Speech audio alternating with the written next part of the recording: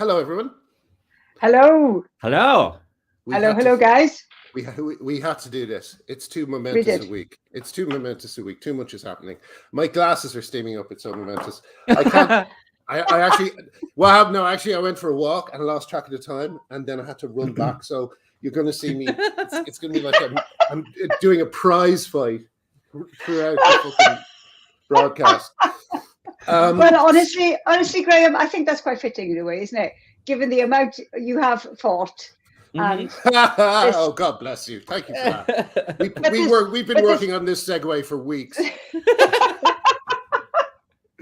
Well done. Oh, I shouldn't have told people that. That's very kind of you, Helen. Thank you. I have to control myself. I've already written 2 letters to people sending the Tavistock story. I'm going, fuck you. Right.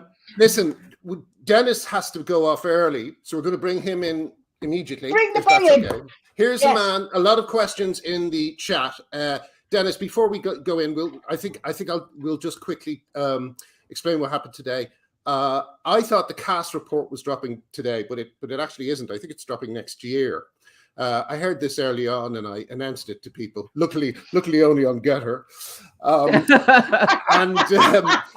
And no one saw it except Donald Trump. Exactly. It's me and the committee to elect Donald Trump. They're the only people. No, only joking. It's great. It's great Getter. It's like a hell where left-wingers have consigned feminists and right-wingers. But yes, it didn't drop today. But what did happen, which was very shocking, is that it was announced that the Tavistock is closing, right? So we're going to bring Dennis in. We want to ask him lots of questions, like, for instance, why did it happen so quickly? What do regional centres involve? Should we be worried about them? There's all sorts of things. If you have questions, please do keep asking them, and we'll spin them in. But for the moment, really lovely to have you here, Dennis. Thank you so much for joining us.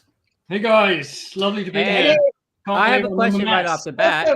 What the hell took you so long to come on the bloody show? We've got you on the little side in the chats. We've been. Is this the first time? Yes, you bastard. Sorry. I'm so sorry. I'm going to put the 2 gay men down here, and the 2 straight people up here. Looks like we're on top. On top, yes. Oh God, I think we did that joke about 100 times in the first year. We've got to retire it. Sorry, Helen, that's terrible. Only what I've got. So, first question. What does it mean that this announcement happened today? Is this an unusual thing to happen? It's pretty extraordinary. There's only one example I can find of a trust being told to close, which is what has happened here, and that was Mid-Staffs, which closed and it was split into 2 different trusts because it had a bit of a PR problem following that scandal. But it's very rare for a trust to have to close. The Alderhay organ scandal. The trust didn't close there. This is big. This is really big. What was the scandal that led to the closing? What was it? Those are 2 different scandals. One of them was high mortality rates. The other was the misuse of organs, which included the unlawful retention of children's organs. It was a terrible, terrible scandal. It was. And that didn't even lead to a closure? No, it didn't. In the case of Alderhay, in the case of Mid-Staffs, which was the high mortality rates, it led to a rebranding. So this is big to have an NHS trust being told, you're over. That's the end of this. Wow. Is massive. And my suspicion is that Dr. Cass has looked at this and said to the powers that be, and I presume the CQC and people like that, look, if we persist in this model, we're going to be liable, 1, in tort, for medical negligence, and 2, we're all going to be up in front of the bloody GMC, because she makes pretty damn clear, as has been reported, care here is ideological, and she says that in terms in her letter when she says from now on staff should maintain a broad clinical perspective. That means they haven't been. Yeah, that means ditch the damn ideology. She says, interestingly, we've got to split this service up. We've got to diffuse it across the country, which I think is going to be fatal for mermaids and so on, because they've succeeded by having a sole locus of attack, getting in there getting the staff intimidated. And Appleby and Tavistock, it's well set out by, funnily enough, Judge Goodman, who just heard Alison's case, that the staff were intimidated.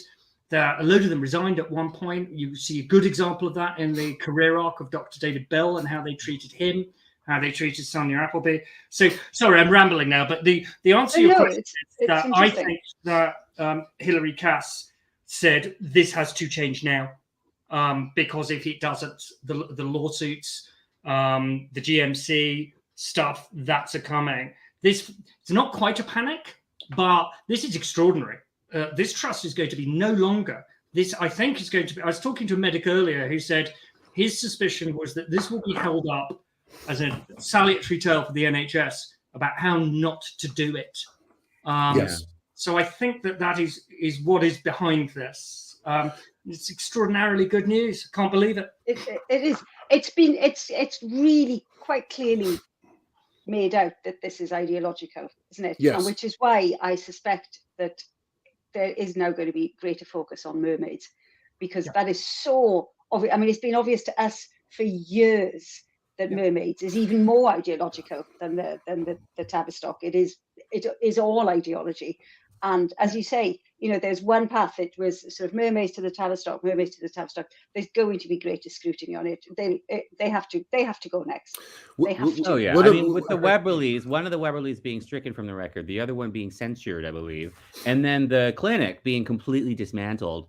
This is basically anyone who's, and then Stonewall is sinking. Anyone who's ever gone near mermaids is in deep trouble, except for that stupid fox-killing lawyer. But yeah, well, all these bloody MPs who are posing for pictures with Susie Green and so on need to look very carefully at what this is saying, because I always quote this. The Times reporter into Sonia Appleby's case said, there was a dark joke amongst staff at the Tavistock. Soon there will be no gay people left. mm-hmm. Yeah, that's what they were saying. Well, who's laughing now? Dr. Polly Carmichael. And I wonder what do you think is going to happen to Polly Carmichael? Do you think there's any personal liability? I think she better get looking for a new job, mate.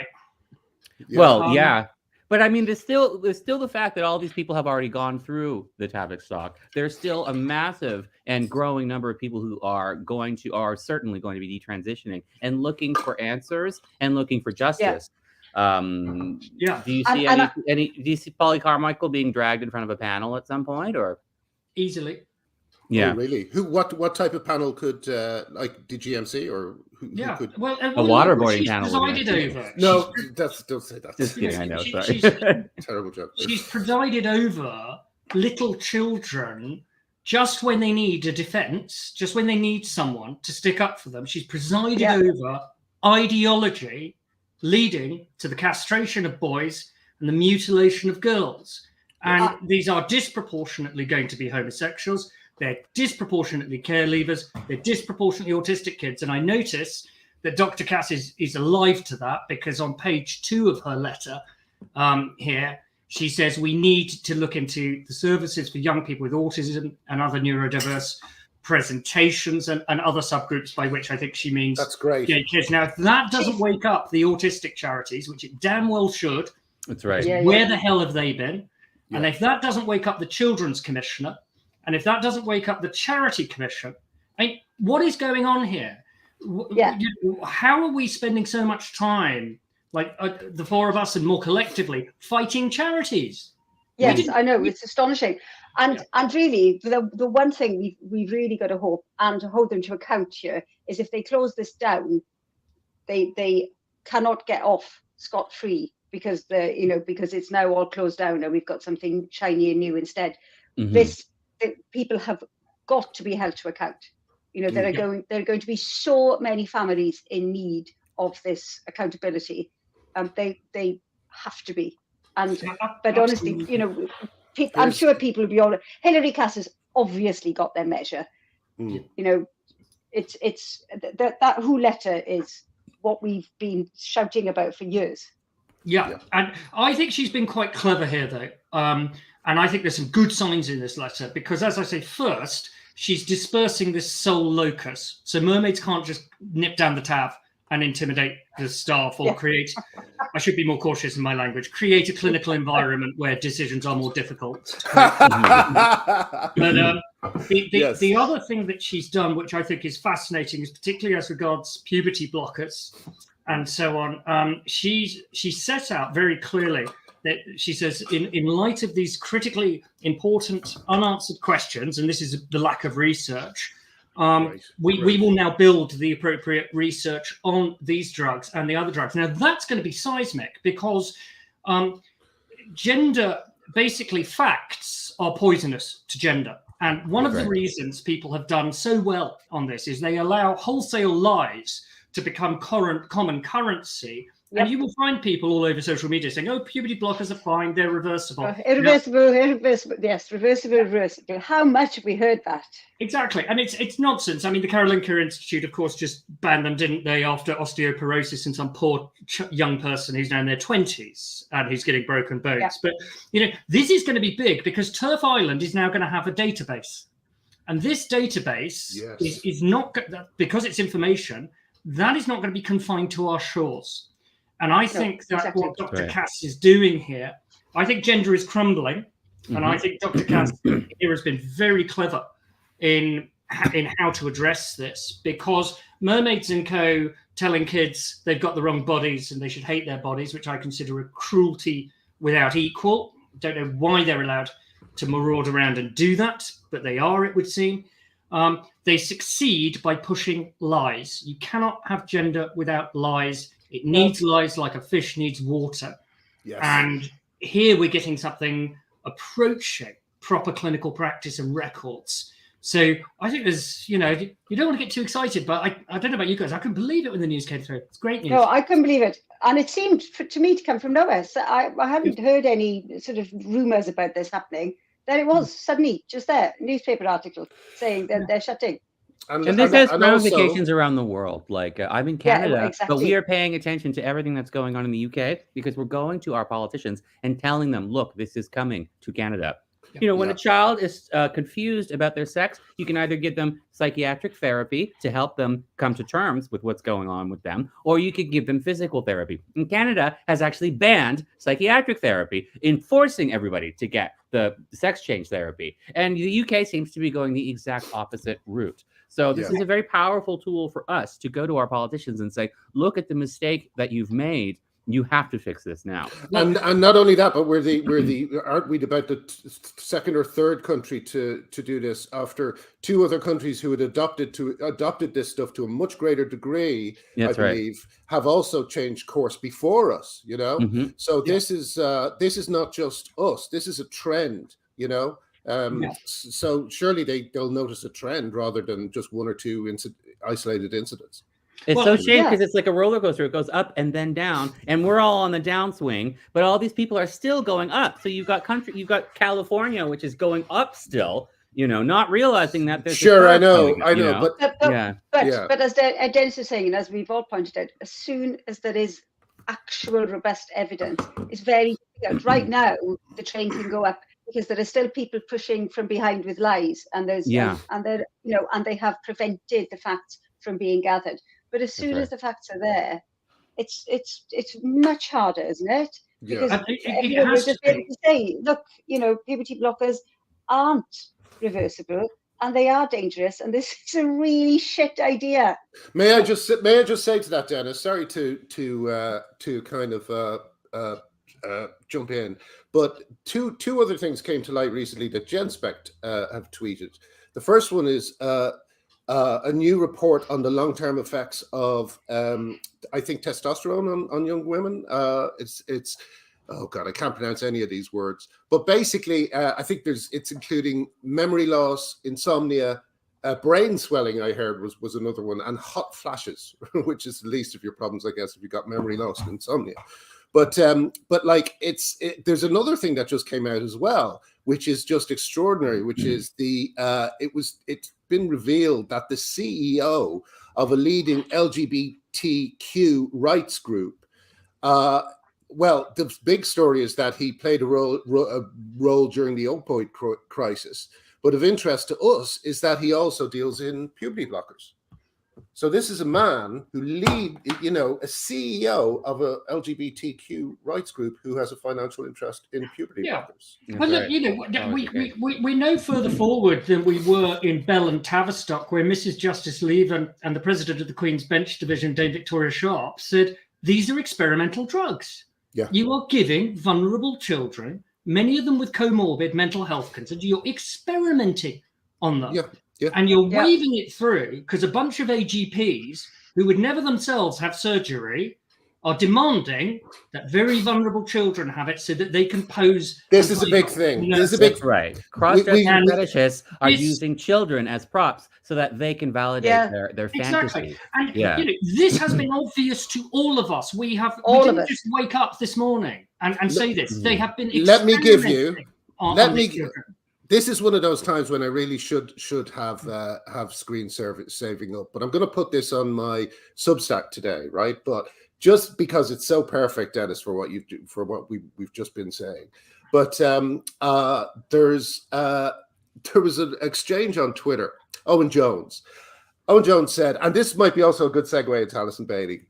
Owen Jones said, Alison Bailey took on Stonewall and she lost against Stonewall. Everything else is noise. This was a kid. Yeah, and it continues on, blah, blah, blah, for a while. And then good on you, Owen.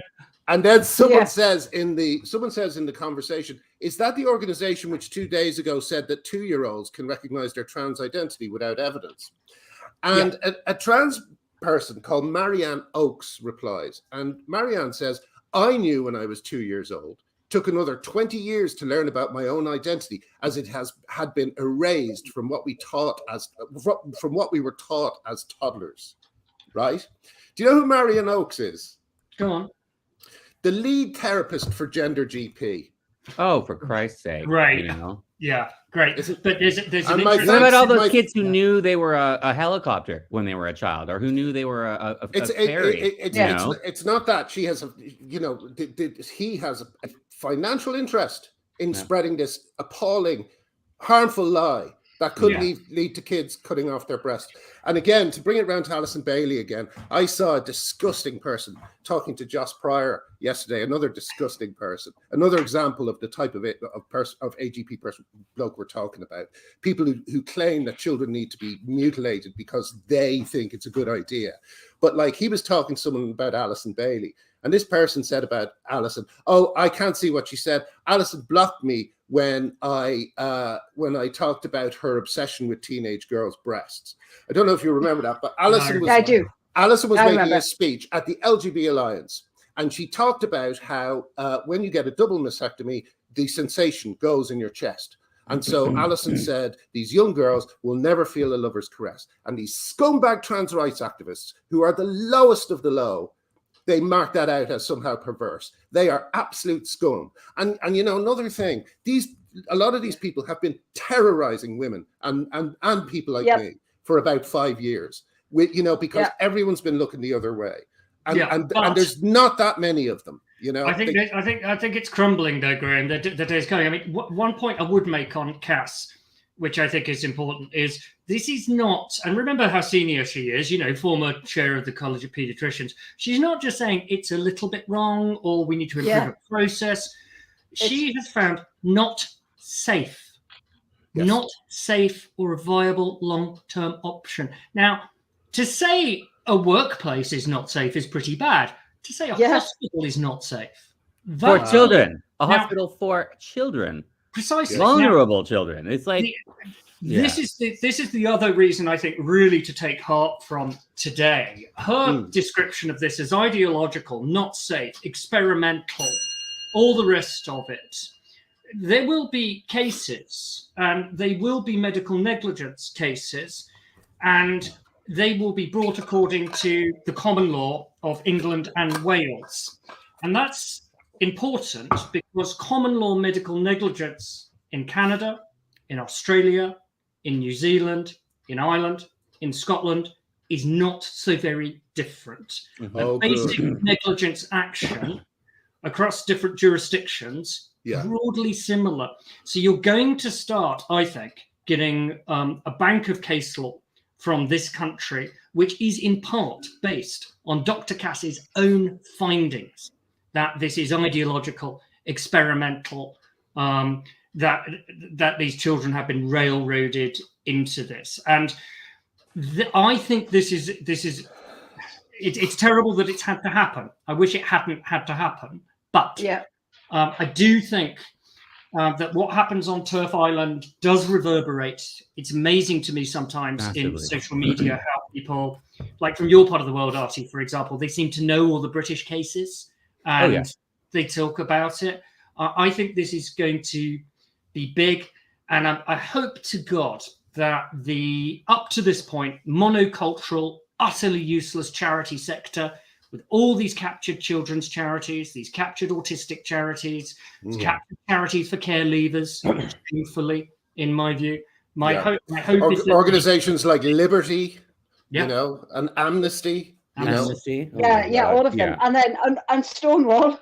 And Stonewall, obviously. Isn't so much. They must all be panicking right now. But yeah, Canada. Let's talk about it. With bated breath. Never have Canadians, at least my group of Canadians, paid so much attention to Britain since like Britpop in the 90s. Really? That's yeah. Hey, listen, let's use this to start talking about Alison, because obviously it was a great day yesterday. Alison won her case. People were saying that she didn't win her case, but why is she being paid damages then? Aggravated damages, Graham. And aggravated. Can you explain? Can you explain, Dennis? Yeah. Oh, sorry, Helen. Well, yeah. No. Let Dennis explain. Yeah. Really Dennis will enjoy this. Yes. Go on, Dennis. Well, if you've done something bad in court, you have to pay damages. Yeah. Mm-hmm. Okay. So if you've subjected someone, in Alison's case, to a detriment, like tweeting, "We're investigating this horrible turf." Yeah, I'm paraphrasing. That's basically it. Yeah. Aggravated damages are reserved for the worst examples of behavior between parties. And the case law says they should only be paid where someone's behaved in a high-handed, vindictive fashion, i.e., the court thinks this isn't just your average case, this is appalling. And in this case, Employment Judge Goodman said, well, you were dealing with Alison when there was a massive pile-on to her. I believe Owen Jones was involved in that pile-on, again, to his shame, with his 1 million followers. And you said to her, we're going to investigate you because, coincidentally, loads of gay charities have complained at once. What a strange coincidence that was. Straight funny. You wait for a gay charity to complain, and then loads of them come on at once. You know.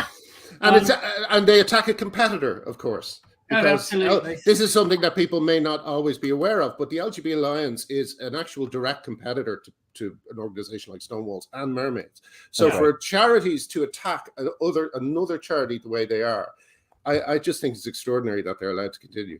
Well, I agree with that. So yeah, aggravated damages is the court saying, you're not just bad, you're really bad. So for everyone yesterday saying, oh, she lost. It's like, well, her chambers were found to have victimized her in Detriment 2, which was announcing that they were investigating her to the world, and Detriment 4, which is the more interesting one, because Detriment 4 was her chambers upholding a complaint from Stonewall.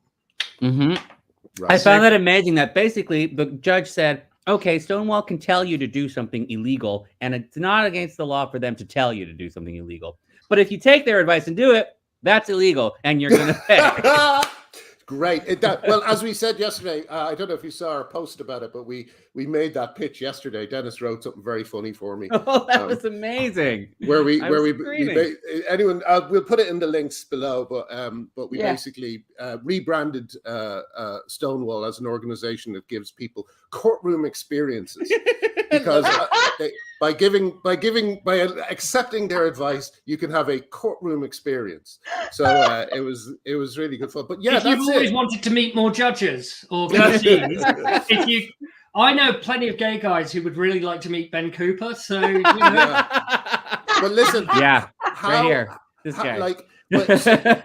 But then we had the spin from Stonewall and the spin from Garden Court Chambers. How successful were they, do you think? Well, the Garden Court one was hilarious. That's your answer. Because the Garden Court one was a bit like a Joylon email, wasn't it? And it said, we won, but we're appealing. You're not making a lot of sense there, guys. Not sure that's the right press release. And the Stonewall one was brilliant because the Stonewall one said, "Yeah, we're pleased, we're happy." And really, it's just up to these silly bloody organisations. They run their own show. Yeah. Talk about hanging out to dry. You lot cooked up the complaint to do it. Yeah. And you had a meeting at Garden Court Chambers.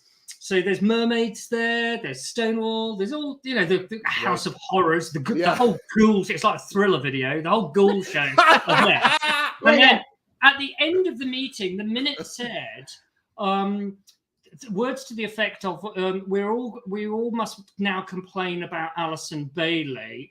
Let me see if I can find it. It was something like, we're all leaving. We're all going to complain about Alison Bailey. They're going to deal with her on Monday. So they all go off and make their complaints. Yeah. They talk about it on the Stonewall Facebook page and the Stonewall wall. Alex Drummond, good old Alex, expanding the bandwidth. Yeah. The bandwidth of what a woman is. Fair play. Fair play. We didn't know that women fixed cars before that guy in a dress told us that. Good on you, Alex, you gay rights hero. So he was involved. I'm actually disappointed in that because I haven't heard of Alex for a while. I thought he might be keeping his head low. Yeah, but he was involved in that. That's very disappointing. Oh yeah, they're all chatting to each other back at Stonewall HQ, and Alex at one point says "done," as in because they're saying, "Have you got your complaints in?" It's like, "Yeah, done." What a gay rights hero, hey? Getting his nice little complaint in about a black lesbian from his gay charity. You hero, Alex. Yes. And may I remind you as well, he's fucking straight. Alex Drummond is a straight man pretending to be a lesbian, a woman, attacking lesbians. A straight man at a charity for gay people, attacking gay people from a charity for gay people. I wonder whether this will begin to click for people. What a hero. What? Who? What Alex, the gay rights hero. What a hero. But listen, I wonder, do you think this might begin to click for people? I mean, we've been fucking talking about this for 5 years, and the wider understanding of it still seems very limited. But do you think this series of events might get people going, hang on, what's going on? What's happening here? Well, I worry about the parents of kids who have already embarked on medical decisions. Yeah, I really worry about these parents because a lot of the time they think they're really all in on their kids. They're supporting them because they think they're helping them. And to realize they've made a mistake. Susie Green trans thousands of other kids to prop up her decision.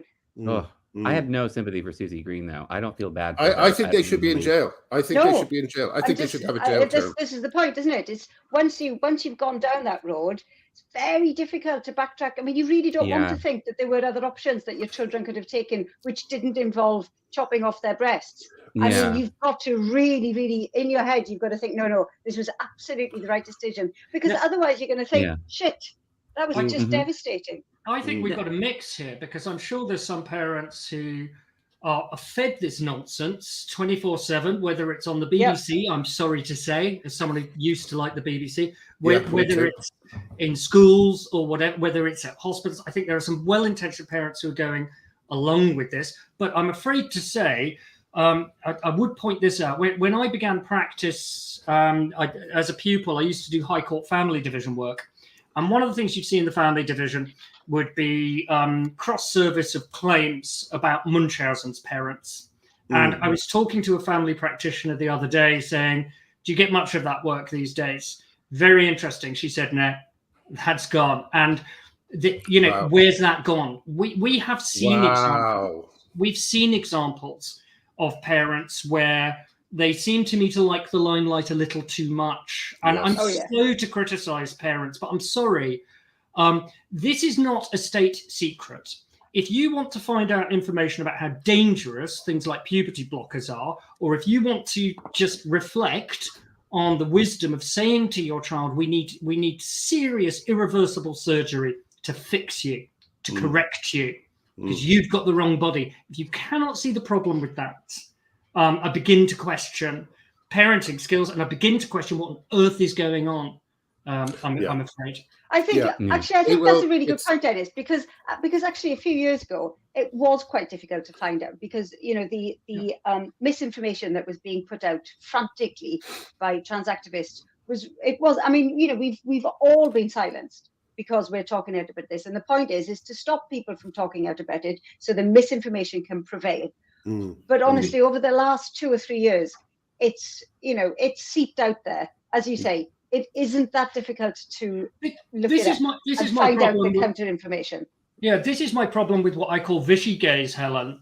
So gay men who are not fighting this, because Appleby and Tavistock, for example, is now a few years old as a judgment. I think it was one of the first cases I wrote about for Lesbian and Gay News back when that was running. And Appleby and Tavistock says in black and white, homophobia is a safeguarding concern. Yes. And I appreciate some guys are a bit hedonistic. I appreciate some guys are a bit asleep at the wheel. But you know what, lads? The gay charities aren't doing anything because they're absolutely sewn up with this, which is an absolute dereliction, a disgusting dereliction of their duty to young gay people. It is now very easy to find gender critical discussion on social media or in the news. I'm afraid I reserve a particular opprobrium for gay lads who aren't using their power and their influence and dare I say advantages as males to go and fight this. Yeah, because it doesn't. These kids are not going to be helped by people just sitting down, clicking on Pink News and believing whatever tripe they read there. Yeah. And same goes for straight people. Straight men, where are all the straight men? I mean, the thing about it is, like, I'll give you a great example of something that happened recently. Bristol was pretty bad in terms of what happened at Kelly J's last what would you call it, protest. But it could have been a lot worse because there were a lot of men there, and the men were just kind of providing this very kind of just a presence, a boundary, and trying to keep the women away from these guys who were shouting abuse and stuff like this, just by casually looking in the same direction and moving in between them. It had a good effect. And as this stuff gets crazier and crazier, these people are going to get more and more dangerous. So we'll see. We'll see. I'm interested in that because I think we might have hit the peak. We might have hit the peak. The Bristol Black Panthers were so ugly in how they appeared and stuff that might just have been the peak of it. But at the same time, there's still good reason to go and support your girlfriends, wives, and sisters, and just absolutely. I mean, I'm just interested. I think I sent to you. There was a Labour MP. I don't know if you saw this, Helen and Nati. It was a guy. He was like, his bio on Twitter said he, him, and Stonewall. And then the tweet about transing 2-year-olds came out, and the next day the he, him, and the Stonewall was gone. Yes. Oh wow. Yes. That was great. And that just makes me think. To my mind, gender is composed of 2 strata in terms of the gender Borg. There are the cowards and there's the zealots. Yeah. He is a coward. Oh, yeah. Mm-hmm. And once we get the flight of the cowards. Once everything associated with this becomes toxic, I think Hilary Cass today has basically rendered gender medicine pretty toxic. Yes. Once all that becomes properly toxic and we get the flight of the cowards, we'll just be left with the loonies who want to trans 2-year-olds. And I think they're an easier proposition. Yeah, that's true. And I hope this affects, remember, we've had a lot of people, we've had some detransitioners on the show, and very often they were not under legal age when they began their medical transitions, but they were still very, very young. So the Tavistock affects under 18s, 18 and under, I believe. But there are people who are 19, 20, 21.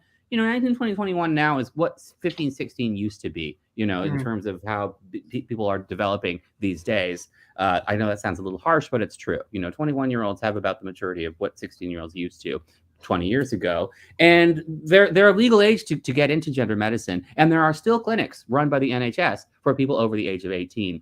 Do you have any sense of how this is going to be affected? How, the sort of consenting adults, informed consent for people who are 18 and over, how this is going to affect them? Because I'm deeply concerned about them. It's going to be interesting because, of course, it won't be a distinct cohort. They will have come from somewhere. So the questions, as CAS begins to build an evidence base, and as the legal actions start, when you get people, for example, locked into medical pathways, which you see with the puberty blockers to the cross-sex hormone ratio, where most people will just go on to that, kind of locks them in. Even adults purportedly consenting, I don't think is going to solve this, because what happens from their point of view, because what happens 6 months down the line, if Dr. Hilary Cass says, actually, we found that the prescription of puberty blockers more or less completely undermined your ability to make adult decisions. She mentions this in her letter. She says, Really? Yes, quote, I noticed that. Yeah. She says, quote, a further concern is that adolescent sex hormone surges may trigger the opening of critical period for experience-dependent rewriting of neural circuits underlying executive function, open brackets, maturation of the part of the brain concerned with planning, decision-making, and judgment. Now, she comes back with research that says, actually, you give this stuff to kids and you're crippling their ability to make autonomous, informed judgments. That consent form just went out the window because there isn't a court on the planet that will uphold that. And the Lord Chief Justice effectively said this in the appeal in Bell and Tavistock, when he said, well, it's you doctors, you clever doctors, on your head be it. You're happy prescribing this stuff. Don't expect the court to save you from med-neg actions. Not the result I would have liked, I have to say. Having said that, it's the one that's had the most effect, because remember the Good Law Project. Oh, that's funny. They were judicially reviewing the TAV, and it's going to soon no longer exist. Oh, another case out the window, Joylon. Yeah. Yeah. Oh, that's so funny. Its legal personality is going to evaporate during the course of proceedings. That's delicious. Anyway, but he brought that action because he was angry that the gender abattoir wasn't processing the kids fast enough. Yes. That was the effect of what the Lord Chief did. So to answer your question, Artie, I think there's going to be a knock-on, because those post-18, that post-18 cohort of patients came from somewhere. Yeah. Now, I guess the next question then is, what's going to happen to the under 18s now? We're going to dissolve the Tavistock, but like you said, around these other, whatever the word is, local. You're going to have Regional. smaller, regional. The regional ones, yes. Yeah, But regional they- and local provision. Sorry, Hel. I think she's been very, very careful to say that they will be working very closely with mental health sections of the sort of NHS, which I think is very key, because there's been so much of this, which is it's not a mental health issue. It's not it was taken out of whatever it was at the I can't remember what it was, as a mental issue. It was actually just your body. Yes, exactly. Yeah. And now it's gone right back to where it should be, which is, let's talk about why. Let's find out why, there's these thousands of teenage girls suddenly identifying as blokes, which is obviously what they should be doing. Of course it is. Of course it is. But you're absolutely right, Helen. She said, one, it's local. Two, you've got to have close connection with CAMS, so the children and adolescent mental health services. And in addition to that, she says on page 3 of the letter, there should be a whole system approach to care across the network, so that children and young people can access a broad range of services relative to their individual needs, including supportive exploration and counselling.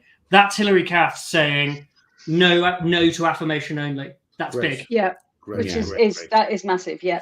Now, what do you think? What do you think the reaction from the Do you think there'll be I noticed what was the name of that person? Jane Fay, I think, wrote a piece about perhaps it's time to bring the Cass review to an end. So I wonder why you think that, Jane. But there's, as we say, there's all these people. They've spent the last few years terrorizing women and getting people, gay men like yourself, Dennis, thrown off Twitter for trying to bring attention to the gender abattoir. I kind of bought that on myself, but anyway, there we go. Well, but the thing is, you weren't fucked off because of what you said, of the way you said it. You were fucked off because you are who you are. It is. Yeah, people look for anything to report.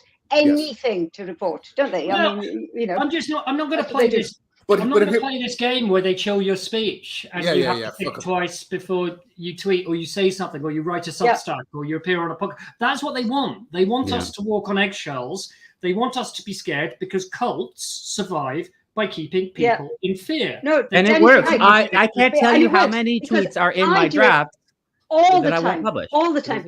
Yeah, exactly, Ati. All of the time, I think, no, I'm not saying that. I want to say it, but I'm not going to say it. Yeah, all the time. I have so many unposted tweets in my draft, and I write them to get them out of my system, but I can't press send because I'm scared I'll get mass reported and lose my account. Yeah, I never had that problem, guys.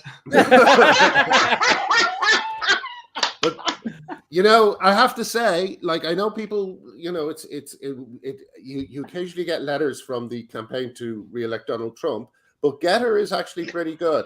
In terms of like, I don't follow any of those guys. I just follow feminists. I don't really see it as the kind of right-wing space. I just have all these brilliant people who are chucked off Twitter for being feminists.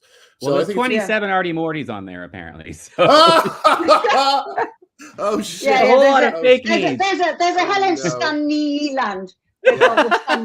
One hand. Who's very, very rude and unpleasant, especially to some of the Artie Mortys. Oh, really? That's my sock account, Helen. That's me. That's what I do. That's what I do after a few tinnies. I go and pretend to be you. So listen, we haven't really spoken. We could still speak. Dennis, can you say for all the people who claim that yesterday wasn't significant, what did Alison Bailey and her team? What did they? What's the word? Fucking hell, it's jumped out of my head. Accomplish. Yes, what have they achieved? Yes, okay. It's big. I think it's really big. The first thing they achieved was, I think they broadened forced data. Great. And I should say, if I could do a quick plug, I did a deep dive podcast about this with my friend Clive called Queen's Speech Extra. And if you search Clive Simpson on YouTube, you'll find it. It's an hour. We'll put it down there. Great. But yeah, I think they broadened forced data because gender critical beliefs, employment judge Gooden held, extended to vociferously objecting to Stonewall's trans extremism, trans activism. Because at one point, like immediately post forced data, some of the other side were saying, "Oh, that judgment just says you can think stuff but not say it." Which doesn't really sound like a freedom worth having. Yes. So, I mean, the final act of forced data, the judge said that's nonsense. Of course, you could say stuff. I think this broadens that. Alison's demonstrated that if you get in with this lot and start trying to curry favor with them, you're putting yourself in a lot of danger as an organization. Because as an employment barrister said last night on Channel 4 in a very good interview, I thought, he said, look, what you're doing if you fall in with Stonewall, if you do pronouns in your emails, all that kind of stuff, is you are taking one side in a heated debate. So if you do that as an employer, do remember your gender critical employees are protected. So if you start treating them like crap, and if you start doing pile-ons, you'll end up in court. And I think the real sting in the tail for Stonewall, and I do think it's the worst possible result for them, is Garden Court must just be turning around now saying, well, we're left carrying the can. Yeah. We upheld your complaint. Yeah, they must be so mad. I think the Garden Court is turning against them. Slagging us off. Yeah, because it actually says, like the statement says, well, leaders within organizations are responsible for the organizational culture and behavior of their employees and workers. They're literally just sort of saying, oh, no. It's like, it's not us, that's them. We just gave them advice, but it's their terrible, terrible organization for taking our advice. They've done it. It's incredible. Isn't it? Well, I think this is going to really buttress LGBT Alliance, I think. I think really so. Because Stonewall being in so much trouble with Alison Bailey, and now with Tavistock being in so much trouble, and by extension mermaids who are bringing... and Jolyon Mon working with Tavistock. These are the people who have been attacking LGBT Alliance. And all of these people are in deep, deep hot water now. This is such good news for LGBT Alliance. And I'm really glad. The zealots, those, as Dennis was saying, those are the zealots. But they will, I suspect that a huge amount of their support will kind of just recede a bit. People will just sort of, look the other way and walk off. Because if you were an organisation today toying with joining this damn scheme, what does this judgment tell you? Yeah. I mean, seriously. So you've got mermaids whose main doctor has been struck from the medical roster, and whose other doctor is seemingly in hiding and running some shady business that's not even legal, it seems. We've got the clinic being completely shut down and broken apart.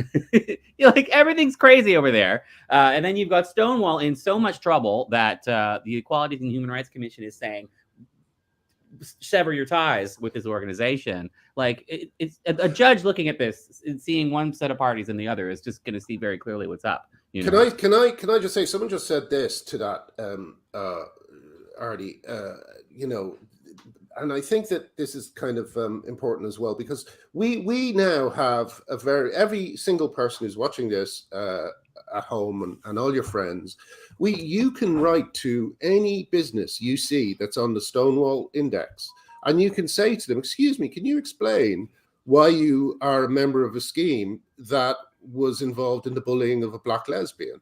You know, I mean, like, as you say, there's bits of the verdict. I don't know what you fucking call it, Dennis. It's Judgment.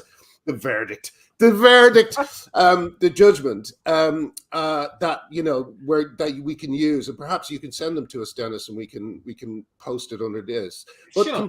complain. The only way these businesses will realize, and these politicians, MPs, complain to your MP as well, and say to them, look, have you seen this? Include the Tavistock. This has been a week of never underestimate how badly informed some people are, because for us guys, this debate is kind of what we do, because it's existential, because there's kids getting hurt, there's women in prisons in danger because of this ideology, you know, there's people getting cancelled. So it's what we do. But never underestimate how much there is an inverse proportion in terms of who's paying attention. We have found, because as you know, I do this Gay Men's Network organization, we have found when we are speaking to decision makers, that people who we thought were full-on TRA, drunk the Kool-Aid, that if we sit down with them and say, actually, this is what a puberty blocker does, or this is what actually happened with Stonewall and Essex University, or Stonewall calling lesbians sexual racists, and, you know, give me strength. But the fact that Nancy Kelly is still in her job after calling lesbians sexual racists is unbelievable. I know, right? Well, it is unbelievable. Gay rights organization. We're supposed to be standing up for gays. They're attacking us constantly. I still cannot believe these gay rights organizations can't stop attacking gay people. It's just insane. Well, I'm afraid if gender has taught us anything, it has taught us, and I feel this very keenly as a gay man, just how vulnerable our sisters, lesbians, are. Not because they're weak or little and vulnerable, just how much they are the focus of, you know, abuse and creepy guys who want to run cotton sealing workshops because they can't handle the fact lesbians exist. Well, that's coming to an end, I think. I think we've got two amazing news stories here this week. And I completely agree with you, Graham. Do write to these people and do point out to anyone who says, oh, but Alison failed in her claim against Stonewall. Well, Detriment 4 was upheld, which was Stonewall's meritless complaint about her tweeting. So, you know, I think Stonewall probably got off quite lucky on that one. While they're all sat on their little Facebook page, done my complaint against Alison. Great. Yeah, and Alison won. It's just the target was it's all their fault. Alison won her case. I would frame it as Alison did win her case. It's just that the judge shifted the blame to her employer rather than Stonewall. You know, it was just a question of where the blame landed. You know, but also, you know, there's so many. Oh, she like Owen Jones's tweet, which was, she lost her case against Stonewall. Everything else is noise. And you're like, well, if that's the case, celebrate then. Excellent. Be happy. Be pleased. But you know, you have nothing to worry about. But again, you know, that's not true. What a gay rights hero that boy is. What solidarity with lesbians. A chamber is found to have victimized a black lesbian to the point it has to pay aggravated damages. But that's just noise. I Owen, please. Yes. It's not I even know, caring. just the wording. Everything else is noise. It's all good. No, you know, it's basically. But isn't that revealing? Isn't Isn't that so revealing good. that? But isn't that revealing that Owen Jones is a very good example of someone who tries to create that kind of noise, so you can't really hear what's going on, you know. And by him saying that everything else is noise, it's a way of trying to undermine what we're talking about today. But you know, in the end, it's a way of saying don't listen to them. It's noise. Don't listen to them. Yeah. Everything's fine. Everything's It's fine. like- Don't it's worry. like the Keep way- your blinders on. Can I Everything's remind- fine. Don't look at the details. Tell You you won. what, guys, I bet it doesn't feel like bloody noise if you've got to sign the check for 22 grand. Yeah. I wish. I mean, if that was America, that would be like 22 million. You know, like damages are so much higher this side of the pond. Let me ask you a question. Yeah. Let me ask a question. But then again, what's the situation with the money that was raised? Like that went to who pays Alison's lawyers? Like that was £550,000 in the end, wasn't it? Oh yeah. Yeah, wow. they will already have been paid for this action to have gone the distance that it did. I suspect there will be another hearing at which the judge will make an order as to costs. We'll see what happens. People can argue that one way or the other. But could they be argued? Could Garden Chambers be charged that £550,000? Alison could seek costs from them.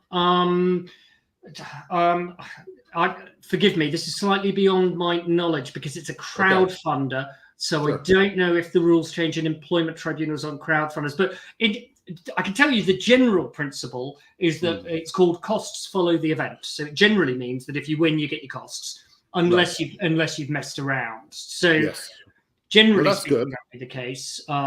Employment tribunals tend not to make big costs orders. They tend to be, and this is like the other thing. I've seen people on social media saying, "Oh, she raised 500k, but she only got 22." It's like, well, employment tribunals are kind of places where people go because it's a matter of principle, and this was a matter of principle. Principles are being argued. Yeah, £500,000 is a lot of money, though. I mean, my God. Yeah, I would be, but the thing is, Dennis, it's not your specialty, and I don't nothing, but like the fact it was aggravated damages might affect that slightly. Oh, absolutely, yeah, it could do, absolutely could do, because God bless her. I don't think Judge Goodman was very impressed with the fact that Alison's turning around after the Owen Jones pile-on saying, "I am getting rape and death threats," and she's being treated very badly by people in Garden Court, was the finding of the judge. Great. Yeah. Well, brilliant. Well, listen, that's kind of I think that's all we have time for. Sorry, I'm never gonna host the one show. You three on the one show would be so like a turkey version of the one show.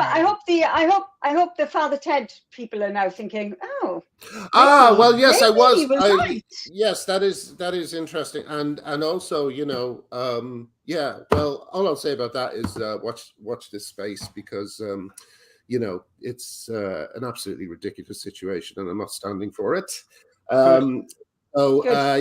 They can explain why people can't see the Father Ted musical, because I didn't want the Tavistock to mutilate children. So listen, Dennis, absolute pleasure. You're a star. That was superb, Dennis. I might linger. It was worth the wait. We took far too long to get you on here, but what a treat! What a joy! What a delight! Yes. Thank you very much for having me, guys. And may I remind you as well again that Twitter banned Dennis because Dennis opposed the mutilation of children. So please, let's get people like him. Quite a few swear words. And follow his Substack. It's got lots of really smart things. And he's got a Substack, which we'll link to as well. I know. I'm very jealous. Your Substack's amazing. Thank you very much. Very there you go. Good place to leave it. Thank you so much, Dennis. I'll speak to you soon. Dennis. Cheers, guys. Bye. Take care. Thanks for having me. Oh, that was great. And Artie has a Substack. It was great. I have a Substack too. Join my Substack. Woo, woo, Yay. Yeah. I will sign up. to that. And I'll try to give lots of goodies if you want to be a paid subscriber. It would help immensely. It's very hard to find work when you're gender critical. When your work has normally been in the gay community, and you can't really be around gay people anymore because everybody thinks you're a bigot. So it would help a lot if you wanted to. I know there's a lot of people with hats in hand at the moment, so do what you want. But there's a lot of stuff available for everybody as well. So yeah. Well, I'll be cross-posting, I'm sure, all the time from it as well, because it's easy to do.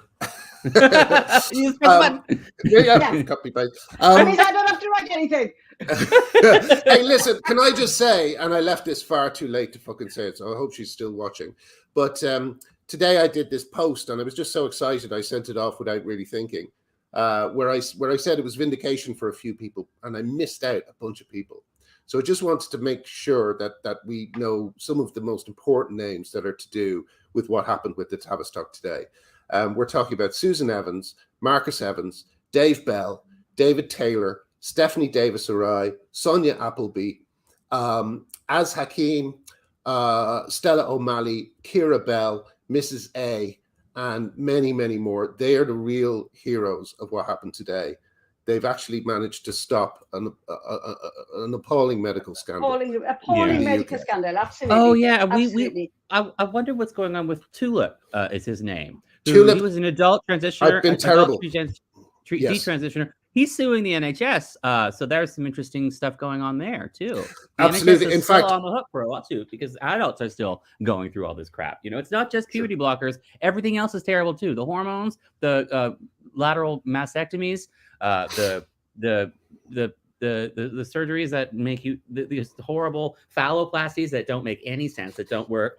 The vaginoplasties that use parts of people's colon that cause terrible disasters, and hair growing inside the cavity that they've created. Just horror upon horror of all of this stuff. And the rates of regret are just as bad among adults. So we still have adults to deal with as well. Well, it's great that we're putting a stop, or at least making changes to the protocol around children. But there are many, many young adults and even middle-aged adults who get roped into this, and they need our help too.